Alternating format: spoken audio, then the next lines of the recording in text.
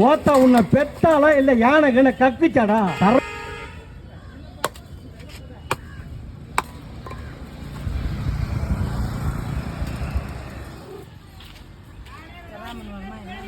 அந்த மீன் இல்ல, வெள்ளை மீன் இல்ல. நல்ல மீன்கள் விற்கப்படும். அது 400 ரூபா, அது ரெண்டு. அது 300 ரூபா, இது 300 ரூபா, இது 150 ரூபா, இது 200 ரூபா. என்ன வேணும் உனக்கு? நண்டு வீட்டுக்கு தானே? ஆமா, வீட்டுக்கு தான். நண்டு 400 ரூபா. நல்லதா அது கூட எல்லாமே இருக்கு. வேற பெரிய விலையும் கூட இருக்கு. இவரு என்ன பண்ண போறாருன்னு பாக்குறதுக்கு முன்னாடி உங்களுக்கு இந்தியன் பிளாக் பிடிக்கும்னா லைக் பண்ணிருங்க, அம்மா அப்பா பிடிக்கும்னா சப்ஸ்கிரைப் பண்ணிருங்க, அபிபஸ் மாமா மாதிரி பிராண்ட் யூஸ் பண்ணீங்கன்னா மறக்காம இந்த வீடியோவை ஷேர் பண்ணிருங்க. இந்த விரால் மீன் பெருசா இருக்கா பாருங்க. பாக்கவா? எடுங்க.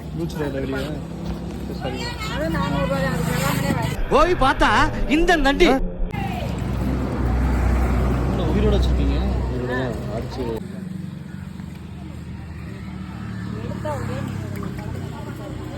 அந்த அது போடுங்க, அது போடுங்க. பெருசா இருக்க மாதிரி இருந்துச்சு. அது போடுங்க. அவனை மாட்டாடா என் பம்பர கட்ட மண்டையா. மச்சான் மீன் வாங்கிட்டு இருக்கான். 3 மீனா போடுவோமா? 2 போடுங்க. சொல்றேன். இல்லடா, மீன் வாங்கிட்டு இருக்கேன்டா. வாங்கிட்டு போங்கப்பா. 1.5 கிலோவா? எவ்வளவு இருக்கு?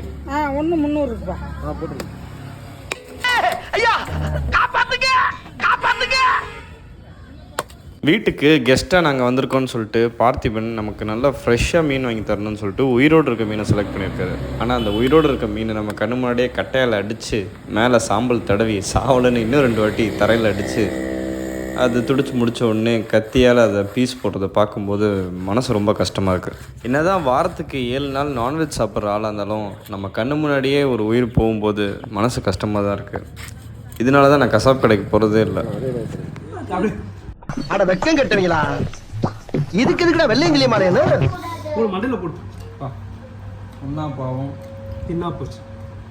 கசாப் கடையில் கண்ணீர் விடுறதும் வீட்டுக்கு வந்து கறியை பார்த்தோன்னே எல்லாத்தையும் மறக்கிறதும் நமக்கு ஒன்றும் புதுசு இல்லைல்ல. பொதுவாக ஒரு ஊர் விட்டு ஊர் ட்ராவல் பண்ணும்போது நான் எதுவுமே சாப்பிட மாட்டேன், கொலை பட்னியாக வருவேன். அந்த மாதிரி தான் சென்னையிலேருந்து மதுரை வர வரைக்கும் அந்த சென்னையில் ஒரு சப்பாத்தி சாப்பிட்டேன். அதுக்கப்புறமாட்டி இங்கே வந்து எதுவுமே சாப்பிடல. இங்கே வந்ததுக்கப்புறம் அப்படி பட்னியாக வந்தவனுக்கு இந்த தலைவாழை விருந்து போடும்போது சூப்பராகவே இருந்துச்சு. சாப்பாடு போடுறதுக்கு முன்னாடியே மீன் கொஞ்சம் நான் டேஸ்ட் பண்ணி பார்த்துட்டேன். பொரிச்ச மீன் வேறு லெவல். ஆனால் குழம்புல உப்பு பத்தலைன்னு பசங்க சொன்னாங்க.